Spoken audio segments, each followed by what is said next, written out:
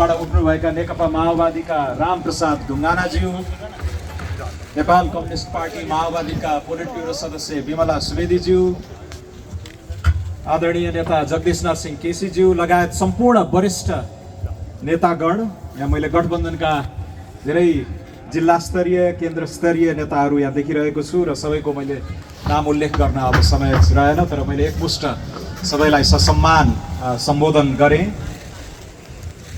र आज नुवाकोटको यस महादेव टारमा पाल्नुभएका आदरणीय दाजुभाइ दिदीबहिनीहरू, महादेव फाँट, मलाई जगदीश नरसिंह केसी दाइले केही समय अगाडि भन्नुभएको थियो तपाईँ आउनुपर्छ है नुवाकोट भन्नुभएको थियो, तर आज चाँजो पाँजो मिलाउन यहाँ चाहिँ नेपाल विद्यार्थी सङ्घका भाइ माधव रिजाल, मेरा आफन्त नुवाकोट बासिन्दा गजेन्द्र प्याकुरेल र मसँगै आउनुभएका हाम्रा नेपाली कङ्ग्रेसका नेता सबैलाई म चाहिँ एकमुष्ट धन्यवाद पनि दिन चाहन्छु र जय नेपाल पनि भन्न चाहन्छु। अघि अर्जुन दाइले धेरै कुरा राखिसक्नुभयो सुशासनका विषयमा, उहाँको उम्मेदवारीको औचित्य पनि उहाँले पुष्टि गर्ने क्रममा धेरै कुराहरू राख्नु भएको छ। मैले आउँदा आउँदै केही गाई गुई सुने र म त्यसलाई सोझै प्रहार गर्न चाहन्छु। अर्जुन दाइको नाम सुनेको धेरै भयो, अझै पनि उहाँलाई निर्वाचित गरेर पठाउने हो र भन्ने खालको कुरा यहाँ अलिअलि गाई गुई सुने। त्यसको राम्रो सठिक उत्तर उहाँले दिइसक्नु भएको छ, तर म एउटा युवा पुस्ताको प्रतिनिधिको हैसियतले म पहिले नै यो भन्न चाहन्छु कि युवा भनेको उमेर होइन, युवा भनेको सोच हो र नेपाली युवाहरूलाई असाध्यै माया गर्ने, सदा प्रेरणा दिने, युवाहरूको सम्भावनाहरूलाई प्रवर्धन गर्ने अग्र मोर्चामा अर्जुन नरसिंह रहनु भएको मैले आफैले व्यक्तिगत रूपमा महसुस गरेको छु।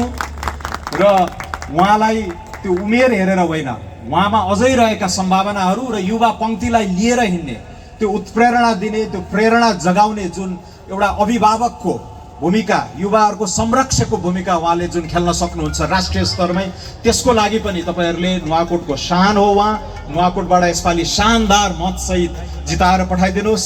जति भारी मतान्तरले तपाईँले जिताउनु भयो उति सशक्त भूमिका उहाँले राष्ट्रिय मञ्चमा खेल्न सक्नुहुन्छ भन्ने मलाई लाग्दछ। र मलाई पनि उहाँले विशेष रूपमा व्यक्तिगत तहमै धेरै माया गर्नुभएको छ, त्यसैले आज उहाँलाई मैले एउटा नुवाकोटबाट सुनिने क्रममा आएर यसो समर्थन गर्न, नैतिक समर्थन दिने क्रममा म यहाँ आएको छु।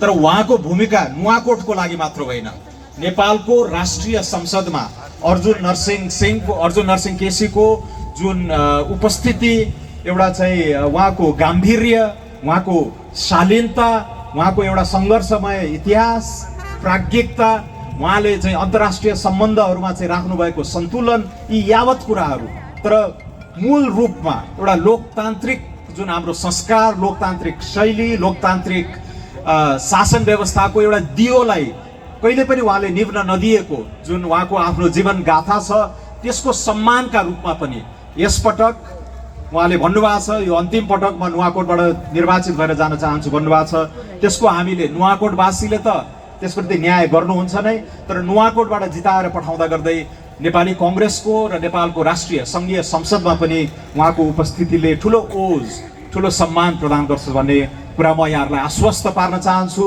र हामी युवाहरूको पनि मार्गदर्शनका लागि, प्रेरणाका लागि उहाँप्रति हेर्ने हुनाले उहाँ युवा पात्र नै हो भन्ने कुरा चाहिँ यहाँहरूले ग्रहण गरिदिनु होला भन्ने मेरो विशेष आग्रह छ। र भारी मतान्तरले शानदार हिसाबले उहाँले जिताएर पठाइदिनु होला। अलिकति यो पार्टी भनेको राजनैतिक सङ्ग्राममा एउटा सङ्गठनको भूमिका हुँदो रहेछ, सङ्गठनको माध्यमबाट नै यत्रो विशाल जनसागर यहाँ उपस्थित भएको छ। पार्टी भनेको व्यक्ति पनि हो, व्यक्तिका बारेमा मैले केही कुराहरू राखेँ, तर मूलत पार्टीहरू भनेको विचार नै हो र विचारलाई अगाडि लाने, पुराना विचारहरूलाई पनि अध्यावधिक गरेर युग सुहाउँदा कुराहरू, जनताका चासाहरू, जनताका गुनासाहरू, जनताका आवश्यकताहरूलाई सम्बोधन गर्न नै राजनीतिक पार्टीको निर्माण हुने गर्दछ। यसपालि नेपाली काङ्ग्रेस पार्टीको जुन हामीले यसपालि घोषणापत्र पनि भनेनौँ, सङ्कल्प पत्र भनेका छौँ। सङ्कल्प पत्रको मस्यौदा गर्ने समितिको संयोजकको रूपमा मलाई एउटा गहन जिम्मेवारी दिइएको थियो। त्यसमा काम गर्ने सिलसिलामा हामीले 2005 सालमै जननेता बिपी कोइरालाले के भन्नुभएको रहेछ, यो राजनीतिक पार्टी नै किन चाहिन्छ, किन बनाउने पार्टी, के मकसद हो पार्टीको, के उद्देश्यका लागि हामीले पार्टी खोल्दैछौँ भन्ने कुराहरू त्यो पुरानो ऐतिहासिक दस्तावेजहरू पल्टाएर हेर्दाखेरि जे पाएका थियौँ, जुन जनताको जीवनस्तर उकास्ने, त्यति बेला भूमि सुधारका, उत्पादनका ठुला ठुला समस्याहरू थिए। नेपाल भर्खरै एउटा एकदमै कालो युगबाट बाहिर आइरहेको अवस्थाबाट त्यतिवटा लेखिएका एउटा प्रेरणादायी कुराहरूलाई पनि हामीले समेटेका छौँ। तर आजको नेपाल भनेको तरुण युवाहरूको नेपाल, 25 वर्षभन्दा मुनि नै आधा जनसङ्ख्या भएको नेपाल, यो 21औं शताब्दीका आधुनिक आकांक्षाहरूमा जुन यत्र तमाम युवा साथीहरू पनि मैले देखिराखेको छु, हात हातमा हत्केलामा तपाईँले विश्वसँग जोडिने गरेर स्मार्टफोनहरू बोक्नुभएका छ। उनीहरूको सोचाइ अर्कै भइसकेका छ, उनीहरूका आकांक्षाहरू अर्कै छन्। नेपालमै बसी पनि दुनियाँका गिग इकोनोमी, इन्टरनेटबाट उद्वेलित हुने अन्तर्राष्ट्रिय इकोनोमीहरूमा अर्थतन्त्रसँग गाँसिने क्षमता छ, आकांक्षा छ। तिनीहरूलाई पनि सम्बोधन गर्न सक्ने खालको एउटा भिजन, एउटा दूरदृष्टि चाहिँ हामीले दिनुपर्छ भन्ने हिसाबले यसपालिको घोषणापत्र लेख्न बसेका थियौँ।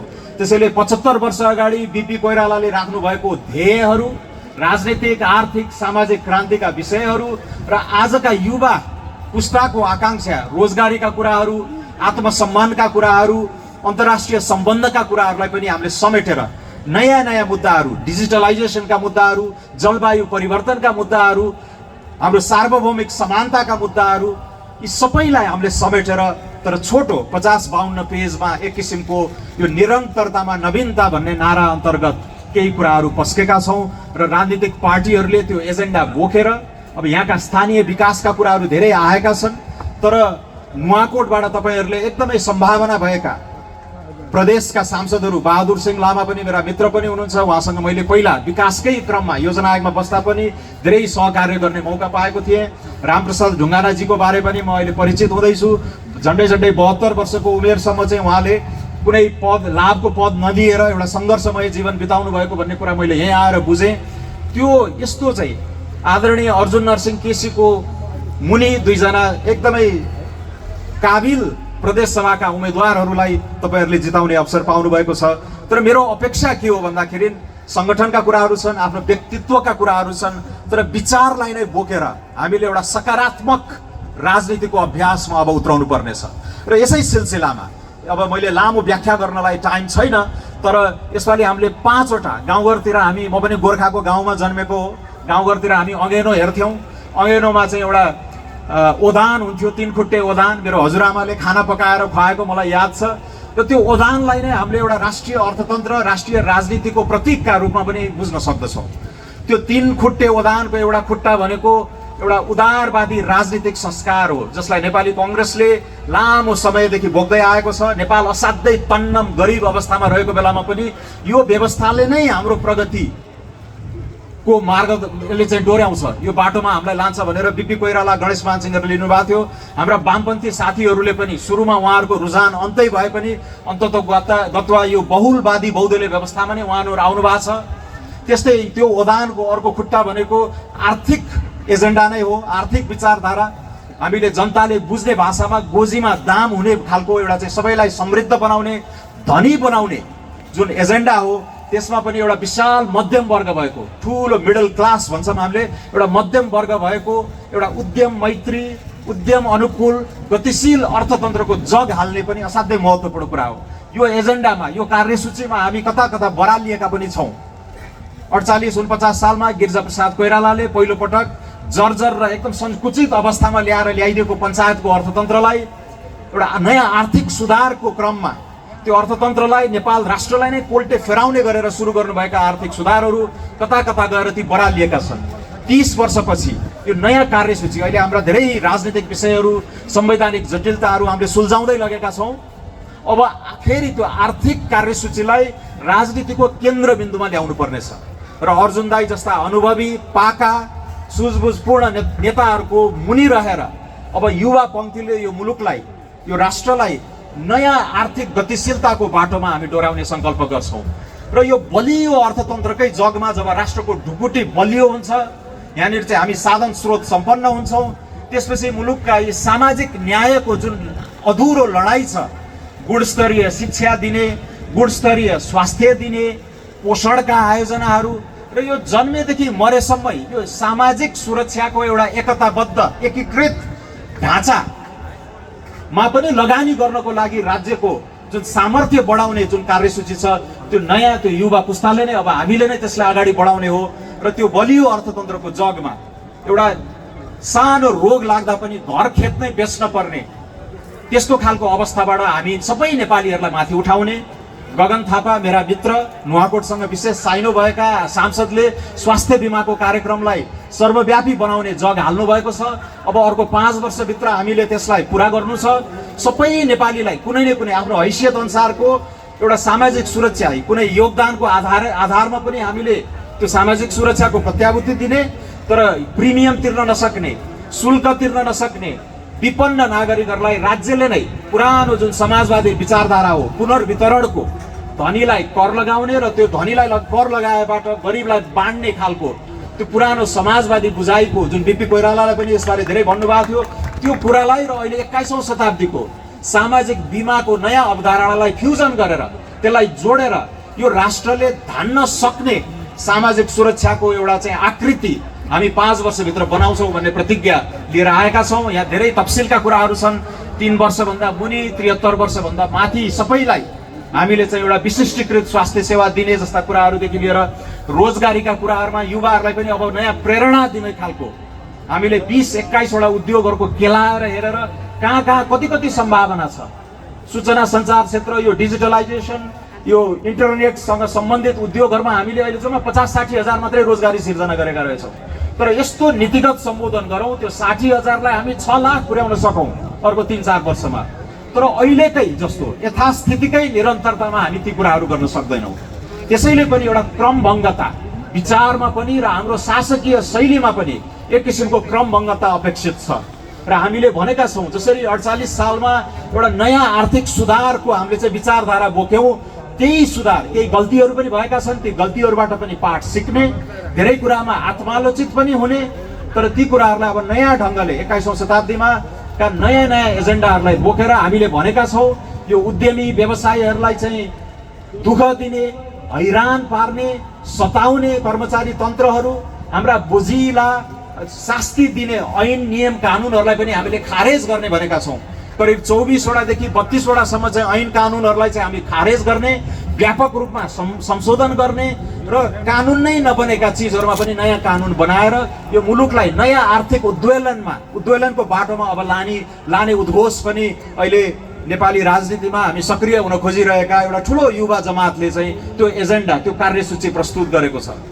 तर यसरी मैले नयाँ एउटा चाहिँ आशा देखाउने क्रममा मैले यो कुरा पनि भुलेको छैन कि अहिलेकै जस्तो राजनीतिक शैली, अहिलेकै जस्तो राजनीतिक संस्कारमा हामीले धेरै फड्को मार्न सक्दैनौँ। त्यसैले नेपाली काङ्ग्रेस जस्तो पुरानो पार्टी, कन्जर्भेटिभ पार्टीमा पनि यसपालिको घोषणापत्रमा तपाईँले राम्ररी लाइन बाई लाइन हेर्नुभयो भने लोकतान्त्रिक पद्धतिकै शुद्धिकरण भन्ने कुराहरू लेखिएका छन्। त्यहाँ हामीले धेरै क्रान्तिकारी कुराहरूको बीजारोपण गरेका छौँ। अहिलेका वृद्ध नेताहरूले त्यसलाई ओन नगरे पनि पछि हामीले उनीहरूलाई उत्तरदायी बनाउने किसिमले धेरै कुराहरू त्यहाँ राखेका छौँ। र अघि अर्जुन दाइले पनि धेरै कुराहरू राखिसक्नुभयो। तर यो जुन खालको हामीले लोकतन्त्रको एउटा खाका सङ्घर्ष गरेर पाएको खाका छ त्यसलाई जोगाउनु पर्ने, त्यसलाई सम्वर्धन गर्नुपर्ने एजेन्डा त त्यसै छँदैछ। तर त्यसभित्र मौलाएका ऐँजरूहरू, त्यसभित्रका विकृतिहरूलाई चाहिँ हामीले पखाल्नै पर्नेछ। अहिले उदार लोकतन्त्र र अनुदार लोकतन्त्र बिचको एक किसिमको टेन्सन, एक किसिमको सङ्घर्ष भइरहेको छ। यो 5-5 वर्षमा तपाईँहरू बाकसमा गएर मत खसाल्ने यही हो लोकतन्त्र भन्ने बुझाइ, एउटा एकाङ्गी बुझाइ, एउटा अपूर्ण बुझाइलाई पनि हामीले चिर्नु पर्नेछ। लोकतन्त्रको वास्तविक मर्म त्यो मात्र होइन। यो कर्मकाण्ड हो, यो रिचुअल हो, एउटा पर्व हो, यो ठुलो अवसर हो। एक किसिमको नराम्रा काम गर्नेलाई फाल्ने, राम्रा आशा बोकेर आएका नेताहरूलाई चाहिँ बोक्ने, अगाडि पठाउने, यो खालको जनतामा प्रति उत्तरदायी हुने सिस्टम जुन 5 सालमा नै बिपी कोइरालाहरूले चाहिँ कल्पना गर्नुभएको थियो, त्यसलाई हामीले विभिन्न चरणहरू पार गरेर अहिले संविधानमा लिपिबद्ध पनि गरेका छौँ। तर लोकतन्त्रको वास्तविक मर्म भनेको विधिको शासन हो, कानुनमाथि कोही नरहने भन्ने चिज हो, शक्ति पृथकीकरण हो, एउटा बालवाला न्यायाधीशले नै मन्त्री परिषदमा भाग खोज्ने यस्ता कुराहरू होइनन्। संवैधानिक आयोगहरू भुत्ते बनाइने, पङ्गु बनाइदिने यो खालको संवैधानिक अभ्यास पनि हाम्रो लोकतन्त्रको परिभाषाभित्र पर्नु हुँदैन। पर्दैन र यसलाई माझ्नुपर्छ, यसलाई सुधार्नुपर्छ। त्यसको लागि पनि मङ्सिर 4 पछि एउटा राजनीतिक कोर्स अलि फरक ढङ्गले हामीले अगाडि बढाउनु पर्ने हुन्छ। नेपाली कङ्ग्रेस अहिलेको बहुलवादी बहुदलीय व्यवस्थाको मसिया पनि हो, एक किसिमको लामो समयदेखि चाहिँ यो एजेन्डा बोक्दै आएको हो। तर हामी यस पार्टीसँग आबद्ध व्यक्तिहरू पनि अहिलेको राजनीतिक अभ्याससँग सन्तुष्ट छैनौँ। अहिलेको यथास्थितिकै निरन्तरतामा हामीले कल्पना गरेको त्यो समन्यायिक समाज, त्यो दरिलो बलियो अर्थतन्त्र, एउटा गतिशील अर्थतन्त्रको जुन कल्पना गरेका छौँ त्यो सम्भव छैन। त्यसैले यो असल शासनको नयाँ क्रान्ति, नयाँ बिगुल पनि हामीले फुक्नुपर्ने हुन्छ। र यसको लागि पनि अघि अर्जुन दाइले पनि भन्नुभयो, उहाँहरूको मार्गदर्शन, उहाँहरूको नैतिक बल, उहाँहरूको नैतिक आँटका आधारमा हामी युवा पङ्क्तिहरू चाहिँ फेरि लामबद्ध भएर यो परिधिभित्रै अब व्यवस्था परिवर्तन गर्ने होइन, यो व्यवस्थाले नै दिएका सुविधाहरूमा टेकेर, त्यसमा ती जगमा चाहिँ टेकेर हामीले यसलाई यो फोहोरी पोखरीभित्रै हाम्फालेर यसलाई सुधार्नु पर्नेछ। जुन किसिमका ठुल्ठुला भ्रष्टाचारका काण्डहरूबारे अहिले तपाईँहरूले पढ्दै हुनुहुन्छ, कोभिड जस्तो महामारीको बेलामा पनि चाहिँ अरबौँको घोटाला गरिएका समाचारहरू सुन्नुभयो। अहिले पनि चाहिँ तपाईँको यो सार्वजनिक खरिद नियमावलीहरूको चाहिँ 12औं संशोधन 13औं संशोधन गरेका छ, सेटिङ गरेका छ, चुनावको लागि खर्च उठाउने भनेर अरबौँको जुन घोटालाहरू गरिराखिएका छन्। लाइसेन्स बाँड्ने नाममा धेरै विकृतिहरू मौलाएका छन्, पत्र पत्रिकामा आएका छन्, कति कुराहरू कोर्टले, सर्वोच्च अदालतले पनि रोकिदिएको छ। तर यो खालको हामीलाई कसले छुने भन्ने खालको यो जुन भ्रष्टाचारले जनतामा चरम नैराश्य र वितृष्णा पनि ल्याएको छ। त्यसैले यदि नयाँ आशा सञ्चार गर्नको लागि पनि हामीले अभ्यास गरिरहेको राजनीतिमा ठुलो चेन्ज, ठुलो परिवर्तन ल्याउनु पर्नेछ। साथीहरूले मलाई भन्छन् कर्मचारी यिनै हुन्, नेताहरू यिनै हुन्, संस्कार यही हो, शैली यही हो, तैँले तिमीहरूले कल्पना गरेको जुन लक्ष्यहरू छ त्यो हासिल होला त भनेर सोध्छन्। तर अब हामीले यो न्यूनतम महत्त्वाकांक्षा पनि नराख्ने छुट हामीसँग छैन। नभए जुन 50-60 लाख नेपालीहरू अहिले देश छोडेर गएका छन्, आज 11-12 कक्षा पढ्नेहरूलाई सोध्यो भने अमेरिका, अस्ट्रेलिया, भारत, चीन, बाहिर विदेश नै जाने भन्ने जुन लक्ष्य राखेका छन्, त्यो नैराश्यले गर्दा पैदा भएको एक किसिमको यो अहिलेको वर्तमान राजनीति प्रतिको वितृष्णा हो।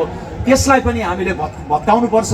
यो खालको संस्कार अब जे भयो भयो, पुरानो वर्गले एउटा यो बिन्दुसम्म लिएर आएको छ। अब नयाँ युवा पुस्ताले यो सिस्टमभित्रका राम्रा सत्पात्रहरूको मार्गदर्शनमा, उनीहरूको नैतिक होस्टेमा हैसेमा हामीले यी नयाँ कुराहरू चाहिँ अगाडि बढाउनु पर्नेछ। त्यसैले साथीहरू अब नयाँ नयाँ मुद्दाहरू पनि आइरहेका छन्। जलवायु परिवर्तन, यो चुनावको दौरानमा म चाहिँ पूर्व मेचीदेखि पश्चिम महाकालीसम्म पुगेँ।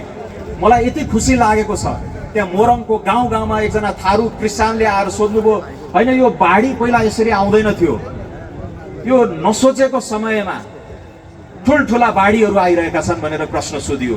मलाई झापाको एउटा कुनाको गाउँमा एउटा युवकले उठेर सोधे, तपाईँले अमेजन वन जङ्गलको कुराहरू गर्नुभएको छ, कार्बन उत्सर्जनका कुराहरू गर्नुभएको छ, यी बाढी पहिरोका कुराहरू गर्नुभएको छ, हाम्रो हिन्दुकुश हिमालयमा हिउँहरू पग्लिँदै गएका असरहरूबारे कुरा गर्दै गर्नुभएको छ, यसमा आदिवासी जनजातिहरूको भूमिका के हुन सक्छ भनेर एउटा यस्तो तिखो प्रश्न पनि गर्नुभयो।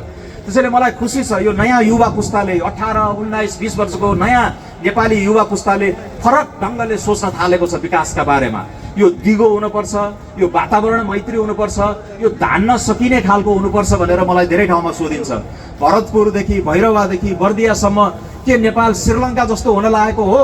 तपाईँ त श्रीलङ्का पनि पुगेर त्यहाँको राष्ट्रपतिसँग संवाद गर्नुभयो, त्यहाँको राष्ट्रिय संसदलाई गएर सम्बोधन गर्नुभयो, धेरै कुरा बुझेर आउनु भएको छ। के नेपाल श्रीलङ्का हुन लागेको हो भनेर पनि प्रश्नहरू आउँछन्। त्यसैले यो जुन आम चासो छ, आम एउटा चाहिँ चिन्ता छ मुलुकको भविष्यबारे, त्यसबारे पनि हामीले चाहिँ अब नयाँ खालको राजनीति, नयाँ आर्थिक नीति र त्यो अर्थतन्त्र बलियो बनाएर त्योबाट उब्रेको साधन स्रोत र हामीले बढाउन सकेको ढुकुटीले यहाँ गुणस्तरीय शिक्षा, गुणस्तरीय स्वास्थ्य र हामीले भनेका छौँ कोखदेखि शोकसम्म जन्मिनुभन्दा अगाडिदेखि नै, गर्भावस्थादेखि नै, सुत्केरी अवस्थादेखि नै आमाहरूलाई जन्मेको 1000 दिनसम्म जति लगानी गरे पनि हुन्छ। हामीले एक किसिमको यो कम्पिटेटिभ पपुलिजम भन्छौँ, यो लोक रिझाइमा नचाहिँदो प्रतिस्पर्धा पनि गऱ्यौँ।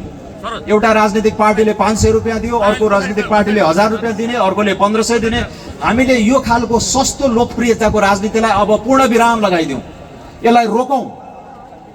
अब धान्न सकिने एउटा एकीकृत सामाजिक सुरक्षाको ढाँचामा काम गरौँ भनेर यसपालि नेपाली कङ्ग्रेसका साथीहरू पनि धेरै रक्षात्मक अवस्थामा हुने गर्छन्। गाउँ गाउँमा यो पैसा बाँड्ने राजनीतिलाई हामी रोकौँ र मुलुकको ढुकुटी ठुलो बनाऊ। अहिले तथ्याङ्कको आधारमा भन्दाखेरि हाम्रो अर्थतन्त्र झन्डै 48-50 खर्बको छ। यसको 3-4% चाहिँ हामीले सामाजिक सुरक्षाको नाममा खर्च गरिरहेका छौँ। यसलाई हामी अर्थतन्त्र बलियो बनाएर 7-8 प्रदेशसम्म पुर्याएर क्याप गरिदिने, त्यसलाई रोक्ने, त्यहाँसम्म पुर्याउने र त्यो धान्न सकिने संरचना चाहिँ हामीले अब त्यसमा काम गर्ने र त्यसको एउटा देखिने जग केही इँटाहरू थपेर अर्को 5 वर्षभित्रमा नेपाली कङ्ग्रेसको नेतृत्वमा जुन सरकार बन्दैछ त्यसले एउटा देखिने आकृति चाहिँ जनताले विश्वास गर्न सक्ने, जनताले भर पर्न सक्ने त्यो सामाजिक सुरक्षाको आकृतिमा हामी काम गर्दैछौँ र त्यो पनि जनताले चाहिँ अब त्यो एक किसिमको हाम्रो प्रतिज्ञा पनि हो। यो चाहिँ यसपालिको घोषणापत्र लेख्दाखेरि हामीले हावादारी कुराहरू केही पनि लेखेका छैनौँ। पुग्न सक्ने, हाम्रो स्रोतले भ्याउन सक्ने कुराहरू मात्र लेखेका छौँ। त्यसैले पनि यसलाई एउटा आशा जगाउने यथार्थपरक दस्तावेजका रूपमा पनि हामीले परिभाषित गर्दै आएका छौँ। यो आर्थिक सामर्थ्य, सामाजिक न्यायका कुराहरू र लोकतान्त्रिक पद्धतिको शुद्धिकरणका कुराहरू गर्दै गर्दा आम जनताको दैनिक चासोमा बारे पनि नेपाली कङ्ग्रेसले यसपालि बोलेको छ। मुद्रास्फीति, यो जुन मूल्य बढ्ने चिज छ, जुन सङ्कट छ एक किसिमको, हरेक दिन हामीले चाहिँ जुन सामानहरू किन्छौँ त्यसको मूल्य बढिरहेको छ। अब यसका विभिन्न राष्ट्रिय अन्तर्राष्ट्रिय कारणहरू छन्, त्यसलाई हामीले कसरी सहज बनाउने भन्ने बारे पनि बोलेका छौँ। उद्यमी व्यवसायीहरू अहिले चर्को ब्याजबाट थलिएका छन्, उनीहरू त्यसैले पनि आजित छन्, चिन्तित छन्। मैले बल्ल बल्ल सुरु गरेको, ऋण लिएर सुरु गर्न खोजेको नयाँ व्यवसाय त्यो अलिकति त्यसले गति लिनुभन्दा अगाडि नै धराशायी हुने हो कि भन्ने चिन्ता पनि देखिन्छ। ती कर्जाका विषयमा, तरलताका विषयमा, यो आयात प्रवाहको विषयमा, मुद्रास्फीतिका विषयमा पनि हामीले 3 महिनादेखि 6 महिनाभित्र नै केही ठोस सम्बोधन गर्छौँ, निर्वाचित भएर आएको भन्ने कुराहरू पनि यसपालिको सङ्कल्पमा लेखिएका छन्। त्यो सँगसँगै भौतिक पूर्वाधार, बाटोघाटो, पुलका बारेमा पनि व्यापक चिन्ता जनचासो रहने गर्दछ। म नेपालका सबै ठाउँहरूमा जाँदाखेरि भौतिक पूर्वाधारप्रति पनि जनताको एकदमै ठुलो मोह छ, एउटा आकाङ्क्षा छ। चाँडै चाँडै बाटो बनिदियोस्, दूरीहरू छोटिउन्, हाम्रो लागत पनि घटोस्, हामी प्रतिस्पर्धी बन्न सकौँ, 1-1.5 घन्टामा काठमाडौँ पुग्न सकौँ, 1-1.5 घन्टामा नारायणघाट पुग्न सकौँ, 2-3 घन्टामा पोखरा पुग्न सकौँ। हाम्रो हवाई कनेक्सनहरू पनि छिटो छरितो सस्तो भइदियो भने दुनियाँसँग हामी गाँसिन सकौँ, बाहिरका मध्यमवर्गीय पर्यटकहरू नेपाल भित्रन सकुन्, हामीले उत्पादन गर्न सकेका चिजहरू कम लागतमा यसलाई निर्यात गर्न सकौँ, प्रत्यक्ष विदेशी लगानी यहाँ भित्रिएर एउटा लगानीको माहौल बनोस् भन्ने चाहना पनि छ। र आज म 30 वर्ष अगाडि नुवाकोट आएको थिएँ, थुन्चे हुँदै रसुवा हुँदै जिल्ला हुँदै गोसाइकुण्ड जाने क्रममा आज गल्छी छिचोलेर यो आएको मेरो पहिलो पटक हो। र म यहाँको सम्भावनाहरू बारे मैले 1.5 घन्टामा नै यसो यहाँ सीमावलोकन गर्दाखेरि, रेकी गर्दाखेरि मैले देखिराखेको छु। र आदरणीय नेताजीहरूले भनिसक्नु भएको छ, यहाँका त्यो छोटो दूरीको केरुङदेखि ठोरीसम्मको आन्दोलन, यहाँ ध्रुवजी पुराना नेता, उहाँसँग पनि मैले संवाद गरेको अहिले मलाई याद आइरहेको छ। अन्य जिल्ला स्तरीय नेताहरू पनि हुनुहुन्छ। ठोरी, चितवन जिल्लाको ठोरीदेखि सबभन्दा छोटो दूरीमा केरुङ पुर्याउने, त्यो गरेपछि भारत र चीनलाई नै जोड्ने र त्यसको मध्यभागमा चितवन, नुवाकोट, रसुवा जस्ता जिल्लाहरू चाहिँ एउटा राष्ट्रिय अर्थतन्त्रकै मेरुदण्ड बन्न सक्छन् कि भन्ने कल्पना पनि हामीले गरेका थियौँ। मलाई लाग्छ अहिले बनेको बाटो राम्रो छ, यो रसुवागढीसम्म पुग्दैछ। बिस्तारै हामी मजिमटारमै एउटा टनल छिचोलेर चितवन जिल्ला धादिङबाट चितवन चाहिँ छिचोल्ने छोटो दूरीको त्यो टनल बनाउन सक्यौँ भने एकैचोटि चितवनका फाँटहरूमा उत्रन्छौँ। र वीरगन्जबाट नारायणघाट आउने बाटो पनि 4 लेनको बनाउने, नारायणघाटबाट भैरवाको बाटो पनि 4 लेनको हुँदैछ। हामी मुगलिनबाट पोखराको बाटो पनि 4 लेनको बनाउँदैछौँ। मुगलिनदेखि काठमाडौँको यो पृथ्वी राजमार्ग जुन गल्छीमा जोडिन्छ त्यसलाई पनि झन्डै नारायणघाट मुगलिनको जस्तै 1.5 गुणा चौडा बनाउँदैछौँ। भनेपछि यो सबै कनेक्टिभिटीको अहिलेको दुनियाँमा, सन्निकटताको नयाँ दुनियाँमा चाहिँ मान्छे देश जोड्ने कुरा, मान्छेले मान्छेसँग जोड्ने, उद्यमसँग जोडिने, उद्यमीहरू अर्को जिल्लाको, अर्को प्रदेशको उद्यमीहरूसँग जोडिएर यो आर्थिक चहल पहल गर्ने, यो क्रान्तिको बिउ रोप्ने काम पनि नुवाकोट जिल्लाले यसमा चाहिँ मलाई लाग्छ यसमा अग्रणी भूमिका खेल्ने गर्दैछ। र यो राष्ट्रिय मेरुदण्डको जुन कल्पना गरिएको छ, अघि मैले भनिहालेँ, नुवाकोट, रसुवा, धादिङ, चितवनको ठुलो भूमिका हुने मैले देख्दैछु। र यो कुरा त्यसै हुने होइन, यो आकाशबाट झरेर हुने होइन।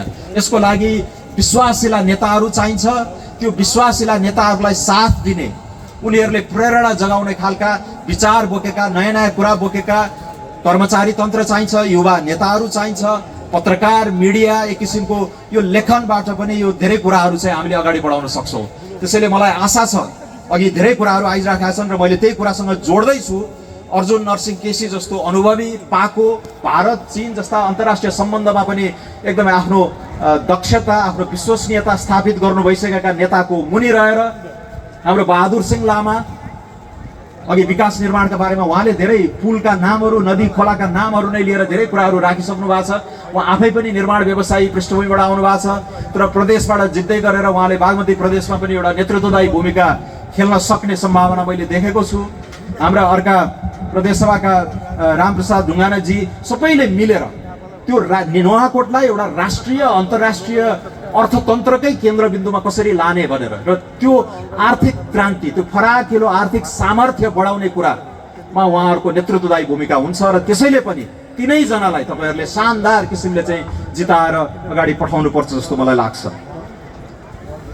अन्य कुराहरू पनि छन्। यहाँ आज मैले आउँदै गर्दाखेरि यो बेलकोट गढी नगरपालिकाका उपमेयर त्यहाँका वडा अध्यक्षहरूसँग पनि यसो सामान्य भलाकुसारी गर्ने मौका पाएको थिएँ। अहिले जनताको नम्बर 1 चासो के हो भनेर सोद्धाखेरि उहाँले भन्नुभयो 10 सेकेन्ड पनि नलिकन उहाँले भने मल हो हजुर भन्नुभयो।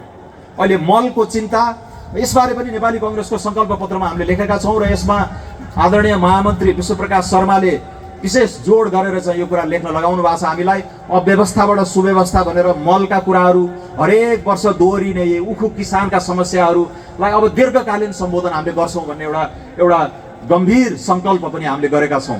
र अघि त्यहाँ भन्दै हुनुहुन्थ्यो हाम्रो वडा अध्यक्षज्यू उपमेयरज्यूहरूले कि घर घर यहाँ करिब बेलकोट गढीमा करिब 44,000 जनसङ्ख्या छ, 44,000 बोरा नै मल चाहिँ ल्याउन सकिने प्रत्याभूति र सरकारले सक्दैन भने त्यो रोल मूल्य वृद्धिलाई तोकेर अलिकति निजी क्षेत्रलाई पनि त्यो आयात गर्न सक्ने सुविधाहरू दिएर अलिकति सहजीकरण गर्ने एउटा नयाँ नीतिगत फड्को पनि हामीले मार्नुपर्छ भन्ने कुरा छ। म आफैले पनि 15, 20, 25 वर्षदेखि यो सुनिराखेको छु जहिले पनि मलको समस्या।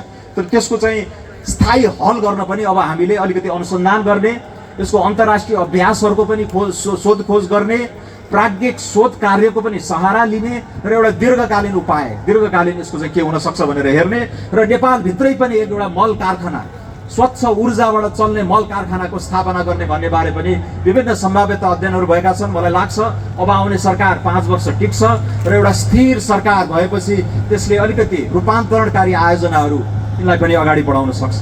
म आउँदै रातमाटे भन्ने साइनबोर्ड देखेँ। त्यो MCC को बहस हुँदाखेरि व्यापक चर्चामा आएको रातमाटे प्रोजेक्ट त्यो राष्ट्रिय अन्तर्राष्ट्रिय अर्थतन्त्रको मेरुदण्ड अघि सडकको कन्टेक्स्टमा बनियो, तर यो अन्तर्राष्ट्रिय ट्रान्समिसन लाइनहरू लप्सीफेदीदेखि यहाँ रातमाटेसम्म आउने त्यो अन्तर्राष्ट्रिय ट्रान्समिसन लाइनले हामीले उत्पादन गरेका सारा बिजुलीहरू जति सक्छौँ हामीले आफै खपत गर्ने, तर उप्रेको बिजुलीलाई निर्यात गरेर पैसा कमाउने जुन हाम्रो जलविद्युतको रणनीति छ त्यसको लागि पनि नुवाकोट जिल्ला असाध्यै महत्त्वपूर्ण भएर आएको छ। रातमाटेबाट हामी हेटौँडा पुर्याउँदैछौँ अन्तर्राष्ट्रिय ट्रान्समिसन लाइन, उता इनोरुवाबाट आएको ठुलो ट्रान्समिसन लाइन चाहिँ यहाँ आएर जोडिन्छ, यताबाट हामी बुटवल पुर्याउँछौँ, बुटवलबाट अत्तरिया पुर्याउँछौँ। यो सडकको सञ्जाल जस्तै बिजुली उत्पादन गरेपछि त्यो बिजुलीका इलेक्ट्रोनहरूलाई दौडाउनको लागि जुन राजमार्ग चाहिन्छ विद्युतीय राजमार्ग त्यसको मुटु पनि अब नुवाकोट हुँदैछ। र मलाई लाग्छ बुढी गण्डकी मेरो आफ्नै जिल्लामा पनि ठुलो 800 देखि 1200 मेगावाटको विशाल चाहिँ जलाशययुक्त जलविद्युत आयोजना बन्दैछ। त्यसको सम्भाव्यताको अध्ययन गर्दा पनि हामीले कल्पना गरेको यो गल्छीमै रहेको ट्रान्समिसन लामो बनाउन नपर्ने भनेर गल्छी रातमाटेको यो ट्रान्समिसन लाइनसँग जोडिने गरेर र यो बागमती प्रदेश जुन नेपालको झन्डै 40% अर्थतन्त्रको हिस्साले ओगट्छ, यहाँ ठुलो यो ऊर्जा सुरक्षाको दृष्टिले पनि हामीले यी कुराहरूमा चाहिँ लगानी गर्नुपर्छ भनेर धेरै कुराहरूको कल्पना गरेका छौँ। त्यसैले यो नयाँ नेपालको कल्पनामा नुवाकोट केन्द्रबिन्दुमा छ। भारत चीन जोड्नेदेखि लिएर नेपालकै अर्थतन्त्रको सबलीकरणको एजेन्डामा नुवाकोटले अग्रणी भूमिका खेल्नुपर्छ। तर यहाँ लरतरो नेताहरू त्यति विश्वसनीयता नभएका नेताहरू तपाईँले चुनेर पठाउनु भयो भने त्यो अपेक्षित गतिमा ती विकासका कामहरू अघि बढ्दैनन्। अघि अर्जुन दाईले भन्नुभएको कुरा मैले मनन गरेँ। सिंहदरबारका चाहिँ कोरिडोरहरूमा हराउने खालको सांसद तपाईँले चुनेर पठाउने कि सिंहदरबारको मूलद्वारबाट छिरेपछि कर्मचारीहरू सतर्क हुने खालको व्यक्तित्व भएको नेताहरू चाहिँ तपाईँले यहाँबाट चुनेर पठाउने? त्यसले नै यहाँ नुवाकोटमा जुन विकासको स्तर विकासको महत्त्वाकांक्षा कुन स्तरसम्म तपाईँले उठाउन खोज्ने हो कहाँ माथिसम्म पुर्याउने भन्ने कुराको निर्धारण गर्दछ जस्तो भन्ने मलाई लाग्छ। त्यसैले मैले समय धेरै नलिकन अब अन्तमा मेरो कुरा तपाईँहरूले बुझिसक्नु भएको छ। एकजना पाको अनुभवी वरिष्ठतम राजनीतिज्ञ मध्येका एक आदरणीय अर्जुन नरसिंह केसीलाई जिताएर पठाउनुहोस्। उहाँ मन्त्री त पक्कै बन्नुहुन्छ, उस्तै संयोग जुर्यो भने उपप्रधानमन्त्री प्रधानमन्त्री नै पनि बन्न सक्नुहुन्छ। त्यो नुवाकोटको लागि पनि सान हो र उहाँको 50 वर्ष लामो एउटा गौरवशाली जुन राजनीतिक यात्रा छ त्यसको एउटा सम्मानजनक एकदम ग्रेसफुल एक्जिट पनि त्यसले उहाँलाई दिन्छ।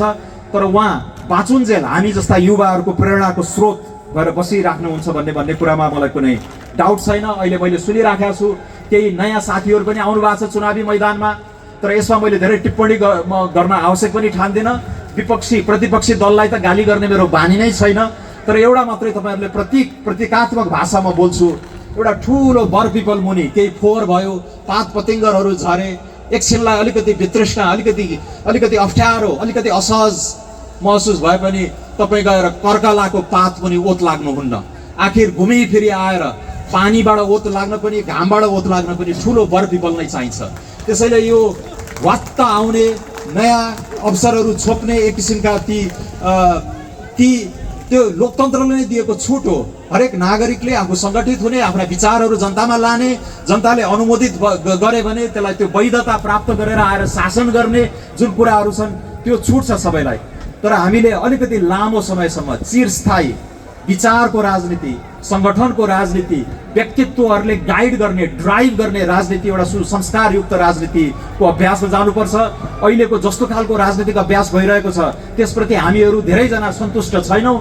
तर हामीले लिएको बाटो के हो भने यो फोहोरी पोखरीमा हामी हात हाल्छौँ, भित्रैबाट यसलाई सङ्लो बनाउने प्रयासमा हामी चाहिँ होमिन्छौँ, हामी लाग्छौँ भन्ने किसिमले चाहिँ गरेका छौँ। अघि अब यो अर्थतन्त्रका अन्य कुराहरू छन्। अब यहाँ यो युवा साथीहरू हुनुहुन्छ, किसानहरू आउनु भएको छ, उद्यमीहरू आउनु भएको छ, कर्मचारीहरू देखिराखेको छु। यो अलिकति डिटेलमा म अहिले नजाउँ, तर मैले अघि भनिहालेँ हाम्रो एउटा सङ्कल्प छ यो समुन्नत नेपालको मार्गचित्र हामी अर्को 5 वर्षमा 10 वर्षमा मुलुकलाई झन्डै 100 खर्ब $100 बिलियन अथवा $150 बिलियन को अर्थतन्त्र बनाउने बाटोमा चाँडै नै लान्छौँ। प्रति व्यक्ति आए यो 3 करोड जनसङ्ख्या भएको देशमा प्रति व्यक्ति आए पनि एउटा सम्मान योग्य मध्यम वर्गीय मुलुक, एउटा मिडल क्लासहरू धेरै भएको मिडल इन्कम कन्ट्रीमा हामी पुर्याउँछौँ भन्ने एउटा उद्घोष गरेका छौँ। अहिले यहाँ छौँ, त्यहाँ पुर्याउँछौँ र यहाँबाट त्यहाँ पुग्नको लागि यी कुराहरू गर्छौँ भन्ने सङ्कल्पहरू हामीले गरेका छौँ। र तर मध्यम कालको भिजन त्यो चित्र दिँदाखेरि कहिलेकाहीँ जनताले भन्ने गर्छन् त्यो त 5 वर्षपछिको कुरा भयो, आज नै तिमीहरूले के गर्छौ भन्ने कुरा पनि बारम्बार आइराख्ने हुनाले हामीले तात्कालिक आर्थिक एजेन्डा भनेर अघि मैले त्यसमा इङ्गित गरिसकेँ। धेरै हामीले जनताले, उद्यमीहरूले अहिले दुःख भोगिरहेको कष्ट, दुःख, ब्याज दरदेखि मुद्रास्फीतिसम्मका कुराहरूलाई 3 महिनादेखि 6 महिनाभित्रै हामी सम्बोधन गर्छौँ, ठोस तवरले सम्बोधन गर्छौँ भन्ने प्रत्याभूति पनि हामीले त्यसमा दिएका छौँ। अहिले मैले ती प्राविधिक तफसिलका कुराहरूमा म आज गइनँ, तर त्यसप्रति चिन्ता र चासोप्रति पनि हामी गम्भीर छौँ भन्ने आश्वासन यहाँहरूलाई दिँदै म फेरि पनि तिनैजनालाई, बहादुर सिंह लामालाई, रामप्रसाद ढुङ्गानालाई र आदरणीय अर्जुन नरसिंह केसीलाई यति ठुलो मतान्तरले जिताएर पठाइदिनुहोस् कि त्यो मत सुनेर नै मान्छेहरू तर्सियो। र त्यसले चाहिँ के हुन्छ भन्दाखेरि त्यो मतान्तर जति ठुलो भयो उति उहाँहरूको कन्फिडेन्स, उहाँहरूको आत्मविश्वास र उहाँहरूले यो तमाम एजेन्डाहरू मैले जुन भने लोकतान्त्रिक पद्धतिको शुद्धिकरण, हाम्रो आर्थिक सिस्टमलाई, हाम्रो आर्थिक सामर्थ्यलाई फराकिलो बनाउने कुरा, झन्डै वार्षिक 2 लाखदेखि 2.5 लाखसम्म नयाँ रोजगारी सिर्जना गर्ने कुराहरू, एउटा समन्यायिक समाजको जग हाल्ने कुरा, विपद व्यवस्थापन, वन वातावरण, जलवायु परिवर्तन जस्ता मुद्दाहरू र यो सानो देशले पनि अन्तर्राष्ट्रिय मञ्चहरूमा सार्वभौमिक समानताको सिद्धान्तमा टेकेर एउटा सम्मानजनक उपस्थिति। 16 सालमै बीपी कोइराला भारतले रेकग्नाइज नगरेको इजरायललाई रेकग्नाइज गर्नुभयो। उहाँ निकिता ख्रुश्चेभ जस्ता सोभियत नेताहरूलाई आँखामा आँखा जुदाएर अन्तर्राष्ट्रिय मुद्दाहरूमा विश्वकै नेहरू जस्ता, टिटो जस्ता नेताहरू, सुकार्नो जस्ता नेताहरूसँग कुममा कुम मिलाएर नेपालको जुन गरिमा बढाउनुहुन्थ्यो एउटा राजनेता नेपालले पाएको थियो, त्यस्ता एजेन्डाहरूमा पनि हामी धेरै खस्केका छौँ। मलाई लाग्छ यो अब बेला आएको छ जलवायु परिवर्तनदेखि लिएर यो अति कम विकसित मुलुकको दर्जाबाट जुन हाम्रो स्तरोन्नति हुँदैछ त्यसको सङ्क्रमण पनि एकदम सुझबुझ किसिमले चाहिँ त्यसलाई डोर्याउनु पर्नेछ। त्यो सबै अन्तर्राष्ट्रिय मुद्दाहरूमा पनि अब नेपालले एउटा कुवाको भ्यागुतो जस्तो हामी मात्रै ब्रह्माण्डको केन्द्रबिन्दुमा छौँ, हाम्रो बाहिर केही पनि भइरहेको छैन भन्ने कहिलेकाहीँ त्यो आत्मरति पाल्ने गरेको हामी पाउँछौँ। त्यो होइन, हामी सशक्त रूपले अब यो अर्थतन्त्रहरूमा गाँसिनुपर्छ। चीनसँग गाँसिनु पर्यो, भारतसँग गाँसिनु पर्यो, अमेरिकासँग गाँसिनु पर्यो, दक्षिण पूर्वी एसियासँग गाँसिनु पर्यो। यो खालको एउटा सन्निकटताको राजनीति, यत्रो 10औं लाख नेपालीहरू बाहिर छन्, यो एउटा ग्लोबल भिलेजको ग्लोबल इकोनोमीको अभ्यासमा सम्मानजनक उपस्थिति चाहिँ नेपालको राख्नको लागि पनि एउटा नयाँ खालको राजनीति हामीले डोर्याउनु पर्नेछ। त्यसैले यो मैले जुन 5-6 वटा एजेन्डाहरू प्रस्तुत गरेँ त्यसलाई ड्राइभ गर्ने, त्यसलाई डोर्याउने, एउटा बिन्दुसम्म दौडाउने र एउटा बिन्दुपछि उडाएरै बताएरै अगाडि लानको लागि पनि पाका अनुभवी नेताहरू चाहिन्छ। अर्जुन नरसिंह केसी जस्ता पाका अनुभवी नेताको मार्गनिर्देशनमा हामी जस्ता युवाहरू यो देशलाई दौडाउनको लागि लामबद्ध भएर बसेका छौँ। तपाईँहरूले उहाँहरूलाई जिताएर पठाउनुहोस् अनि यो देशले एउटा गति समात्छ भन्ने कुराको आश्वासन म दिन चाहन्छु। आज नुवाकोटको यो महादेव टारमा आएर यति कुरा बोल्न पाउँदा, महादेव फाँटमा आएर टारै हो यो, म पनि गोर्खाको भए भएर सल्यान टार इत्यादिको भए भएर अलिकति उस्तै भूगोल लागेर म गोर्खा धादिङतिरै छु कि जस्तो पनि लाग्ने, तर यो महादेव फाँटमा आएर यति कुराहरू राख्न पाउँदा म ज्यादै हर्षित छु। र यसलाई पर्यटन उद्योग, अघि औद्योगिक पार्कको कुरा गर्नुभएको छ, त्यो पनि सम्भव देख्दैछु मैले। चीन र भारत जोड्ने क्रममा लागत कम बनाउन साथ हाम्रो कच्चा पदार्थ, यही क्षेत्रको कच्चा पदार्थलाई त्यहाँ सोझ्याएर त्यो कृत्रिम खालको औद्योगिकरण होइन, जहाँ हाम्रो चाहिँ साँच्चीकै लाभ हुन्छ। 20-30% भ्यालु मूल्य चाहिँ हाम्रो यही स्थानीय स्रोतबाटै दिन सकिने, ती कृषिका उत्पादनहरू हुन सकुन्, ती खनिज पदार्थहरू होलान्, त्यो हाम्रो श्रम शक्तिकै योगदान पनि हुन सक्ला। तर चीनबाट केही पाटपुर्जा इत्यादि लिएर आउने, यहाँ चाहिँ एउटा औद्योगिक ग्राममा त्यो बनाउने र नेपालको स्वदेशी बजारलाई त्यसलाई चाहिँ सप्लाई गर्ने र अलिकति प्रतिस्पर्धी बनाउन सक्यो। हाम्रो स्वच्छ ऊर्जा, हाम्रो चाहिँ शीत दक्षता भएको श्रम शक्ति उत्पादन गरेर र त्यो भ्यालु एडिसनको अंश करिब 25-30% पुर्याउन सक्यो भने हामी निर्यात गर्नको लागि पनि प्रतिस्पर्धी हुन सक्छौँ। र त्यो निर्यात गर्न प्रतिस्पर्धी हुनासाथ यहाँ व्यापक रोजगारीका अवसरहरू पनि आउँछन्। र अहिले सूचना, यो वस्तुको निर्यात, वस्तुको उत्पादन मात्र होइन, हामीले छुन नसक्ने, हामीले छाम्न नसक्ने सेवा क्षेत्रको पनि त्यत्तिकै सम्भावना छ। यहाँ मैले देखिराखेको छु यी कङ्क्रिटका आरसिसी भवनहरू, त्यो उपल्लो तलामा बसेर तपाईँकै छोरा नाति भान्जा भान्जीले अहिले नै पनि विश्व अर्थतन्त्र अमेरिका युरोपका इन्टरनेट कम्पनीहरूसँग आबद्ध भएर एप बनाइरहेका होला। अहिले झन्डै 1 खरब रुपियाँ त्यसरी अनौपचारिक ढङ्गले नेपाल भित्रिरहेको भन्ने अनुमान पनि छ। हाम्रो सङ्कल्प के हो भने त्यो जुन ओम्निबस आर्थिक सुधारको प्रतिज्ञा गरेका छौँ त्यस्ता अडचनहरू, व्यवधानहरू हामी खोलिदिउँ। यी सम्भावना भएका क्षेत्रहरू, युवालाई प्रेरणा दिन सक्ने क्षेत्रहरूमा हामीले चाहिँ यो सबै अडचनहरू खोलेर यो आर्थिक सुधारको एउटा नयाँ चरणमा हामी जानुपर्छ भनेर पनि हामी लागिराखेका छौँ। त्यसैले आगामी दिनहरूबारे म आशावादी छु, तर एक किसिमको क्रमबद्धता हामीले गर्नै पर्छ। यो उदार राजनीतिको अभ्यासलाई भित्रैबाट पखाल्दै बाँच्दै एउटा नयाँ शैली र संस्कारको राजनीति गरेर यो न्यूनतम महत्त्वाकांक्षा भएको एउटा आर्थिक एजेन्डालाई पुरै बोकेर त्यसको स्वामित्व ग्रहण गरेर त्यसको अपनत्व लिएर त्यसकै स्पिरिटमा काम गर्यौँ भने यो देशमा एउटा विशाल मध्यम वर्ग भएको उद्यम मैत्री, उद्यम अनुकूल, गतिशील अर्थतन्त्रको नारा मैले जुन दिइराखेको छु त्यो बनाउन सम्भव छ। र त्यो राष्ट्रिय अन्तर्राष्ट्रिय त्यो मेरुदण्ड, त्यो एउटा चलायमान अर्थतन्त्रको केन्द्रबिन्दुमा नुवाकोट जिल्ला पर्छ भन्ने कुरामा पनि म धेरै नै आशावादी छु। त्यसैले साथीहरू, यो मङ्सिर 4 मा कुनै धक नमानिकन अघि भने जसरी नै मतदान गर्नुहोला र मङ्सिर 4 पछि, मङ्सिर 5 गतेपछि हामी त्यो नयाँ एजेन्डामा, त्यो नयाँ कार्यसूची बोकेर नयाँ आर्थिक एजेन्डा, नयाँ सामाजिक एजेन्डा र नयाँ राजनीतिक एजेन्डाको अभ्यासमा हामी उत्रन्छौँ। त्यो एक किसिमको सङ्ग्राम हो, त्यो लडाइँ हो, त्यो सजिलो हुनेवाला छैन। तर यस्ता पात्रहरूको साथ पायौँ भने हाम्रो पुस्ताले त्यो नयाँ लडाइँ, त्यो विकासको नयाँ एजेन्डा, त्यो समुन्नतिको नयाँ सङ्घर्षमा हामी होमिने बाचा गर्दै म बिदा हुन्छु। धन्यवाद। जय नेपाल।